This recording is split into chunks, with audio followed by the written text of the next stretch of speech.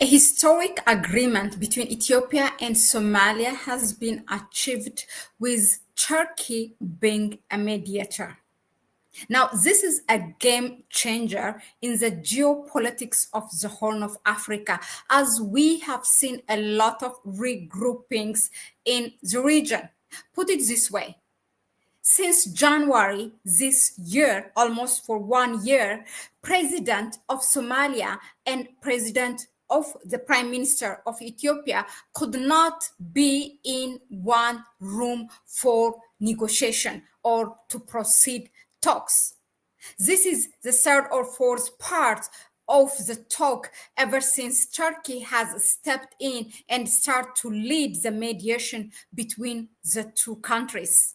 It's for the first time since January that the president of Somalia, Sheikh Hassan, and Prime Minister of Ethiopia, Dr. Abiy Ahmed, has been in one room to proceed this talk. Now, this is the declaration that has come out after the agreement. But just to give you a background, the conflict or the tension between the two countries has been escalated after Ethiopia has signed a memorandum of understanding with Somaliland, which Somalia sees as its integral part, and thus it's not an independent country, according to Somalia. But the country has been like that, independent, for the past 3 decades. In fact, historically, Somaliland has been an independent country before even the Greater Somalia. But that takes us a bit of historical dig in which we have done before, so we are not going to go to that. Now, I will read you the agreement and I will reflect what does this mean for Ethiopia, for Somalia, for Turkey, and for other regional key players who are not part of directly this tension. Now, this is as it reads: Ankara Declaration by the Federal Democratic Republic of Ethiopia and the Federal Republic of Somalia, facilitated by the Republic of Turkey. His Excellency Recep Tayyip Erdogan, President of the Republic of Turkey, hosted His Excellency Hassan Sheikh Mohammed, President of the Federal Republic of Somalia, and His Excellency Abiy Ahmed Ali, Prime Minister of the Federal Democratic of Ethiopia, on 11 December 2024 in Ankara. The meeting, held in a cordial atmosphere, enabled a frank and constructive discussion. The leaders of Somalia and Ethiopia reaffirmed their respect and commitment to one another's sovereignty, unity, independence, and territorial integrity, as well as the principles in international law, the Charter of the United Nations, and the Constructive Act of the African Union. The declaration continues, so bear with me. Now, they agreed within a spirit of friendship and mutual respect to forego and leave behind differences and contentious issues and forge ahead in a cooperative manner to pursue shared prosperity. Somalia recognizes the sacrifices of Ethiopian soldiers within the African Union missions. They acknowledge the potentially diverse benefits that could be derived from Ethiopia's assured access to and from the sea, whilst respecting the territorial integrity of the Federal Republic of Somalia. This is a key line here. They further agreed to closely work together to finalize mutual advantageous commercial arrangements through bilateral agreements, including contract, lease, and similar modalities, which will allow the Federal Democratic Republic of Ethiopia to enjoy reliable, secure, and sustainable access to and from the sea, under the sovereign authority of the Federal Republic of Somalia. They decided to start technical negotiation in good faith for these purposes no later than the end of February 2025. with the facilitation of Turkey to be concluded and signed in 4 months. That means from February until July it will go. Oh, no, February, March, April, May, June, I mean. They welcomed Turkey's assistance in the implementation of these commitments, and pledged to resolve any differences concerning their interpretation and application through dialogue and in a peaceful manner, with Turkey's support as needed. They expressed their appreciation to the President of the Republic of Turkey, His Excellency Recep Tayyip Erdogan, for this initiative and his ongoing commitments to the process. Now, one may wonder why Turkey is so worried in this talk or mediation between the two countries. We will answer to that. Now, my reflection on this is that, I mean, it's definitely a game changer, as the Horn of Africa have been fragile. And this last memorandum of understanding signed between Ethiopia and Somaliland to give Ethiopia access to the sea, in which Ethiopia a number of times has explained this is only due to Ethiopia's, growth of population, given its projection in 2050, that it will be more than 200 million, and then a lot of young generation, and it cannot just be stay a landlocked country, and its import and export is growing, so it cannot continue just renting and paying billions of dollars annually to Djibouti, which increases its prices whenever it wants, and giving it just a monopoly for it. So it's currently Ethiopia is paying $2 billion for Djibouti annually, and that is really crazy. And Ethiopia cannot continue. And is it for the first time that a landlocked country, Ethiopia, doing this, not really having a sea access from a neighboring country?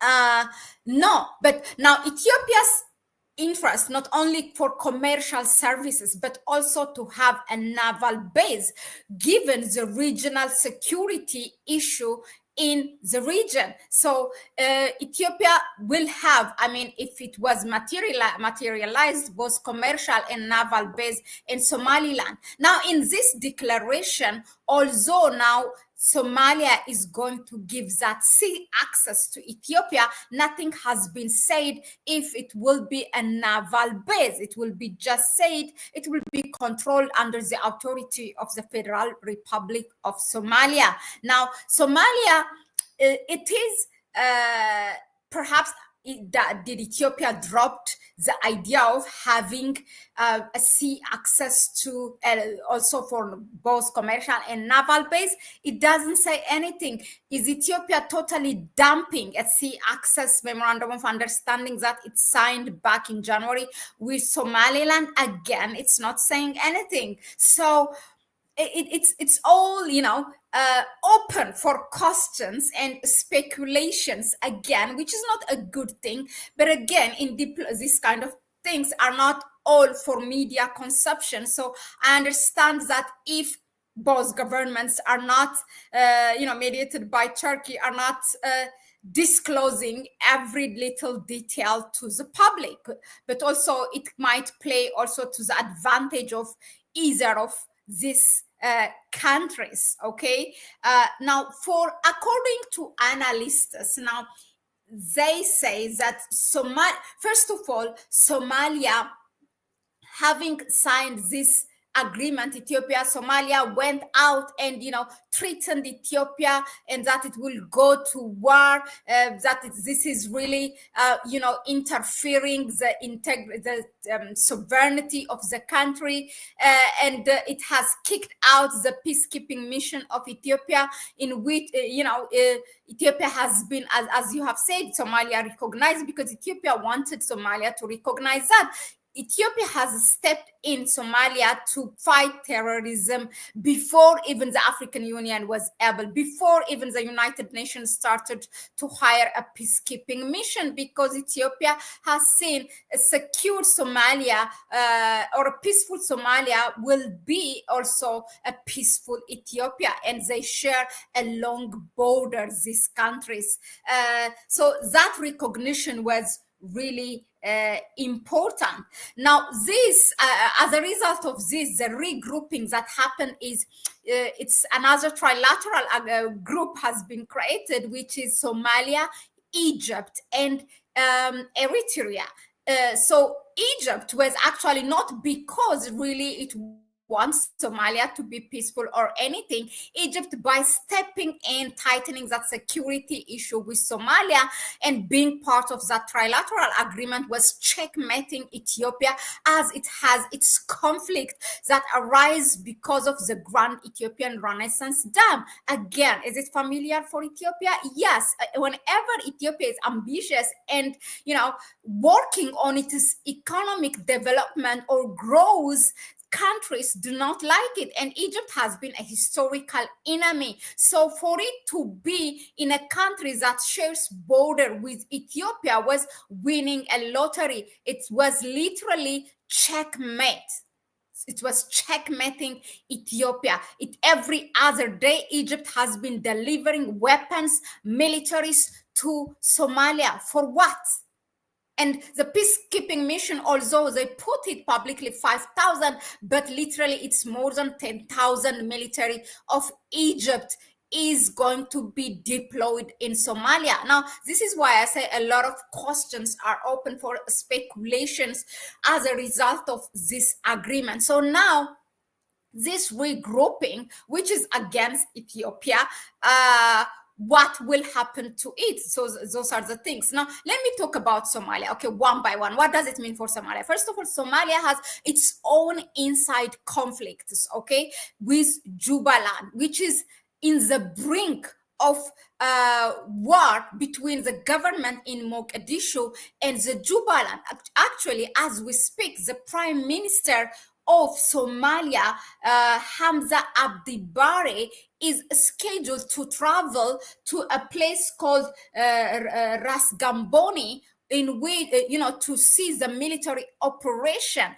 And the Jubaland forces, the president, his name is Ahmed Madobe, and they have said the Mogadishu force has to withdraw from Ras Gamboni within 48 hours, otherwise a war will break out. So there is this brewing inside conflict, and Somalia definitely, when it was intensifying its tension with Ethiopia, it was also in a way redirecting the internal issue to outside, as many governments do in the world. So now what will it mean now that this kind of, concluded in a way, okay, to be continued, the talk with Ethiopia, and halfway resolved, I would say, then it will make now for it for Somalia, for the government in Mogadishu to be concerned in its inside issue. Will a war break out? It's something that the Somalia government has to handle, and make this agreement to work on, because if there is war in Somalia, then there is no way that also Ethiopia will get a sea access to through Somalia, because it will be totally consumed by its own issue. Now, what does it mean for Ethiopia? For Ethiopia, as I said, its ambition is also to get naval base, because everybody else is getting a naval base, including Turkey itself, the United Arab Emirates, Egypt, and everyone wants, we're not even talking about the Western powers.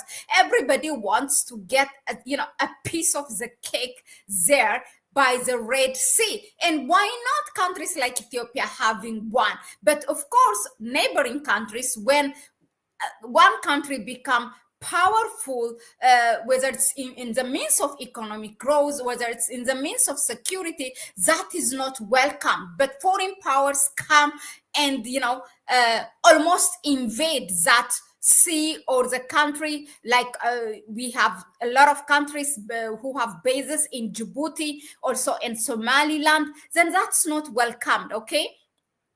It's seen as a threat. So the foreign powers, in other words, we are saying they are not a threat, but a neighboring country is a threat. Okay, that is one. For Ethiopia, also, what happens is, as it is not disclosed in the agreement whether it's dropping the naval base ambition, to have a naval base ambition, and how it's going to proceed with the terrorist troubled country to really have that commercial import and export in Somalia, I really do not see, because Al-Shabaab is an enemy of Ethiopia. It has been in war with Ethiopia, so against Ethiopia, and I really don't know how this is going to work. I mean, I don't want to be a pessimist, but it's just reality. It's one of the reasons why, in the first place, when Ethiopia was exhaustively searching for access to the sea, did not work. Because that line there in the Red Sea, there is a place also controlled by Al-Shabaab, and Ethiopia cannot risk its millions and billions of dollar trade just simply there. How will it work? I don't know. Or could it be also Ethiopia is, prolonging this mediation, and with pushing with diplomatic talk, and see where it goes, and in the long run perhaps it brings a benefit to it. I don't know. It's just time will tell. But if anything, I can tell you this: Prime Minister Abiy Ahmed Ali is the most unpredictable leader in the continent. You cannot predict him. He's a leader that made a peace with those war dictators in the northern part of the country, when the whole world, including the Western powers who were sponsoring that group, that rebel group TPLF, has been waiting to jump in, but he made a peace. Okay, he made a peace. Whether that peace worked out or something, that needs another research, another topic for another day. But you cannot predict Prime Minister Abiy Ahmed. And perhaps this is what it takes to be a good politician and leader and player of the region. And I think for me, it's time and again, he has proved to be unpredictable. When you expect him this way, you will find him, 2 steps ahead of you and doing the unexpected. Okay, so that's one thing about him, and that's exactly, I was not surprised seeing him hugging Sheikh Hassan, and I don't think in the first place it was a problem of Prime Minister Abiy Ahmed to be in one room with President Sheikh Hassan. That man is very stubborn, and you don't know really what he's doing.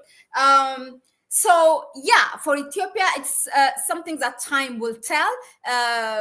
I don't know how this will, this will ensure it's the country's ambition of both having a reliable commercial trade line, or that base on the sea, and also, a naval base, unless it completely throws it out of the window.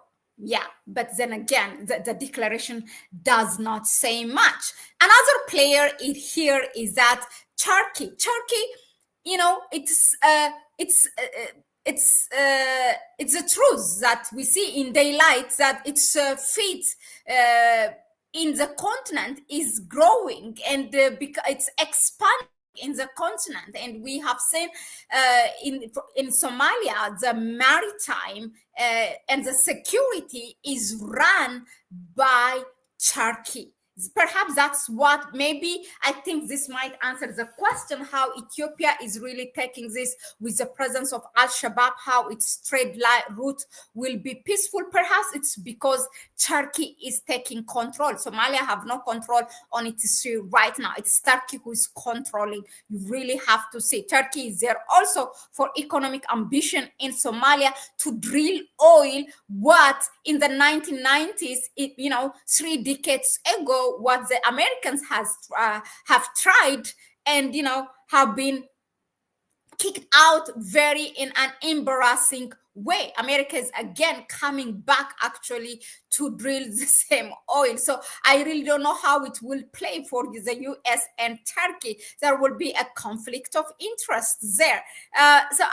I think Somalia just, I mean, time and again, I have been saying this, Somalia is just allowing itself to be that country, inviting countries who have, their conflict of interest and conflict of and who have tension, uh, inviting, in other words, it's inviting conflicts that is not its own. I mean, there is, imagine Ethiopia's tension with Egypt, and you are inviting Egypt right at your doorstep, and you share a border with Ethiopia. And what are you doing? You are endangering the security of your own people. But, and again, you're agreeing for this oil drill with the Americans, and then there is Turkey running your 100% maritime there, and who also have interest of economy to take oil from Somalia. You're inviting that conflict. This is not your own. I mean,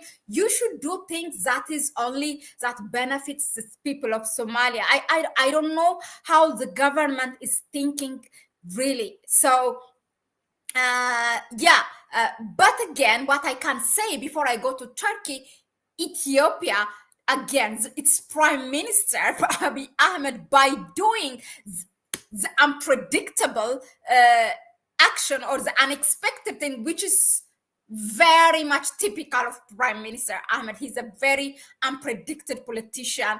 So by doing that, it's checkmating Egypt. Okay, here I am. I make peace with Somalia. What you gonna do? Yeah, what you gonna do? And Somalia, you are bound to, to keep my commercial route at peace, as I have signed an agreement, and having that all weapons that Somalia got from Egypt and all those militaries from Egypt, what are they going to do? Are you going to create a war between these two countries? What are you going? It was a very, childish move by the Somali president, Sheikh Hassan, quickly trying to regroup and, doing that shuttle diplomacy between some Mogadishu and Cairo and then Asmara, making it like, there's something going on in the region. So now you are hanging yourself. You are hanging yourself with this. As the Prime Minister said of Ethiopia, this should have been a family dialogue in the first place.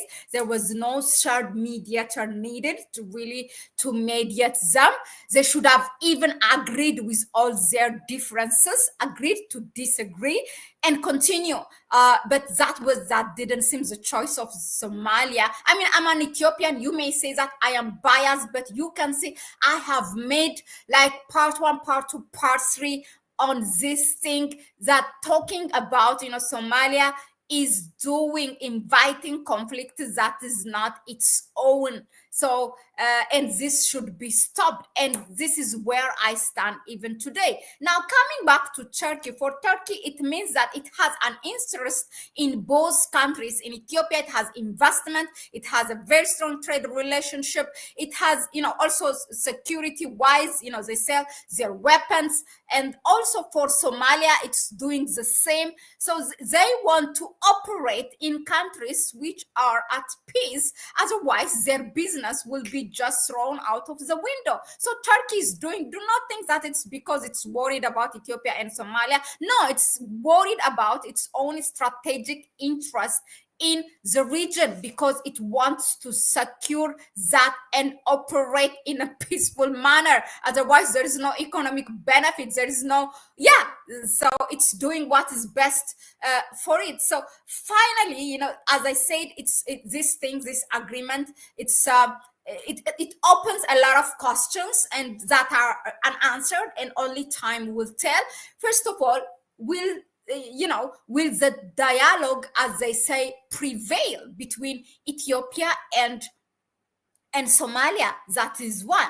Number two, or will weapons start to talk, or do we see Somalia completely consumed in its internal conflict, and then war broke out? We don't know. That's one. Second, the party that you don't see in all this is the African Union. The African Union should have been the first player to mediate this peace. In fact, it should have said no to Somalia when it brought Egyptian military, because Egypt has its tension with Ethiopia. So it should have warned Somalia. It didn't.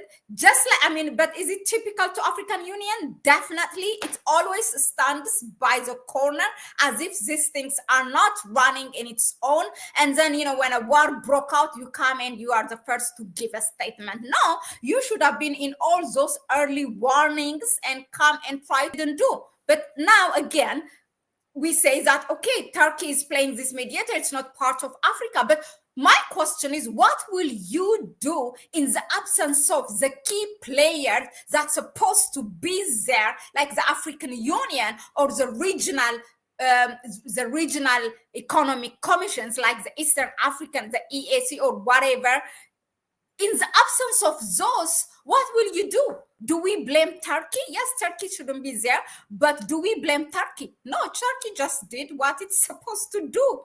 If there was another player, the African Union, saying, no, this is me handling my own affairs at my home, you have no say on this, then that would have been a different scenario, but didn't happen. Yeah, so it's just crazy. So those are the things, the questions I would like to ask. Also, what will Egypt do in all this? Now, Egypt, will it, again, intensify its relationship with Somalia after seeing this agreement, both diplomatically and security-wise?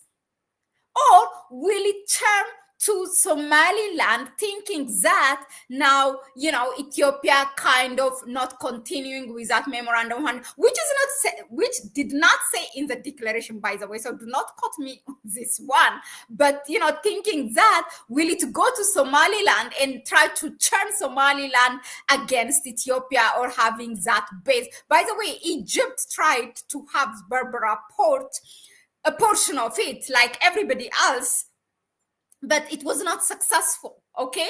And at that time, guess what? Somalia didn't say nothing. It's only when Ethiopia makes that agreement, it becomes a problem for Somalia. Only Ethiopia. All Western countries also have a relation with Somalia, but only when Ethiopia makes agreement and, make progress with Somaliland, then it's a problem for Somalia. Silly, really. Another question is, will Somalia keep its word and work really towards this agreement, as the president read that declaration in in Turkey, in Ankara? Will it keep that word? If as said, Ethiopia have an access, will have an access to the sea under Somalia's territory, then will it really ensure the security of that commercial route for Somalia? Does it have, by Somalia, does it have even the capacity to do so? It's because it doesn't have the capacity that the security, every time the peacekeeping mission gets replaced. So yeah, it's something, but as things progress, we come and report to you. And I would like to share with you, I know I have taken so much time, this statement from the Prime Minister Abiy Ahmed and of Ethiopia and the President of Somalia. Let me just find it, okay?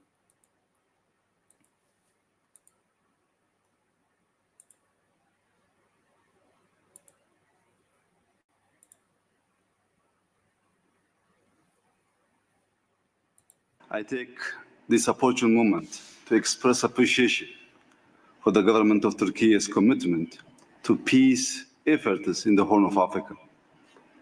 President Erdogan has taken the initiative to facilitate a series of discussions at the foreign minister level between the fraternal nations of Ethiopia and Somalia over the past few months.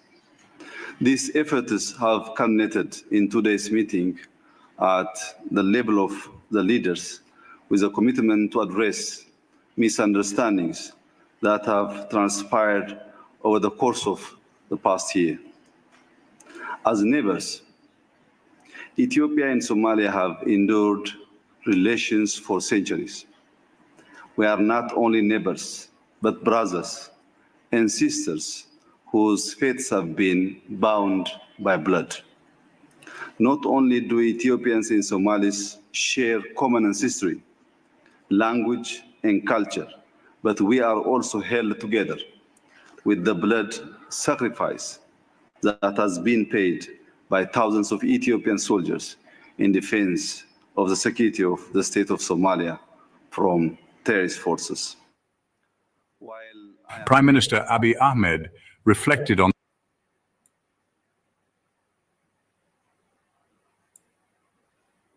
Wow, I just built the most amazing work.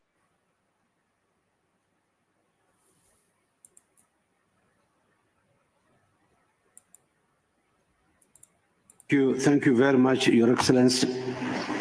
Now, listen to what President Sheikh Hassan says. You know, when you say something good, I think it also triggers the other one to recognize. I think the fact that prime ministers, mentioned the sacrifice of Ethiopian peacekeeping mission in Somalia made or kind of forced for the Somali president to mention. So, yes, the declaration might have come out, after a lot of talk, and this is what you guys will mention. But again, that interest definitely will come from Ethiopia, that it wants its thousands of forces that have sacrificed during the peace to keep Somalia at peace, fighting terrorism when it was unable to do so, should be, at the very least, recognized, not just kicking them out like if they were a thief or something uninvited there. You invited them to be there, and they will leave when Somalia do not want them there. But it's not really by replacing the enemy of Ethiopia to endanger the security of Ethiopia. That's what makes the matter worse. But anyway, listen to this. President Erdogan and the Republic of Turkey, the effort that have been put into this endeavor that we have concluded tonight at this hour. In one aspect, it's a conclusion because it stops on the differences that we had in the recent times. Ethiopia and Somalia are two neighborly countries, and they have mutual interests in cooperating together and building a prosperous future of both our two countries and our two people. We are very much grateful for efforts of Turkey. Somalia, as has been, will remain a true friend of Ethiopia for the future and the years to come, in order to that relationship to benefit our people. We belong to a region where peace and stability is the first priority for our people's lives. And we have common and mutual opportunities to develop together in our own interests. Somalia will contribute towards that, and we are ready to work with the Ethiopian leadership and the Ethiopian people to benefit the opportunities that we had in all aspects. As we said here, we have recognized that the sacrifices that Ethiopian forces made in Somalia within the African Union peacekeeping missions many years in the past. That shows how much our people are interlinked, and we will keep continuing on that. He praised the shared history and so you have seen how that struggle to come out of President Sheikh Hassan. Anyway, it's good that he recognized it. Thank you all really for tuning in, whether you are watching, whether you are saying something, agreeing with me or disagreeing. I really appreciate your contribution, your suggestion, your time here. And I do believe, although I kind of, I see a lot of rights from Ethiopia side and a lot of wrongs from Somalia side. It doesn't matter whether I'm an Ethiopian or not. But you might say I am biased. Trust me. Somalia has people in Ethiopia. Somalia has people in Kenya. Somalia has people in different regions. Okay, so my wish is that all these neighboring countries come at peace and talk and work for the regional growth, not only for mutual benefit that benefits one another. And also, I cannot help it but appreciate and admire the unpredictability of Prime Minister Abiy Ahmed Ali. That is really well done for him. And that's what it takes to be a good player and to be a good leader that works for your benefit and people. Let us know in the comment section what do you think of this, whether you agree or disagree. It might lead to another discussion, and I will see you on the next one. Go ahead and subscribe to the channel, give it a like if you find it informative enough, and share the video with others. It's a bye-bye for me for now, and I will see you on the next one. Please tune in. We are going to live host the debate of the African Union chairperson candidates, and so tune in. That will happen in an hour time. Thanks very much. Bye-bye.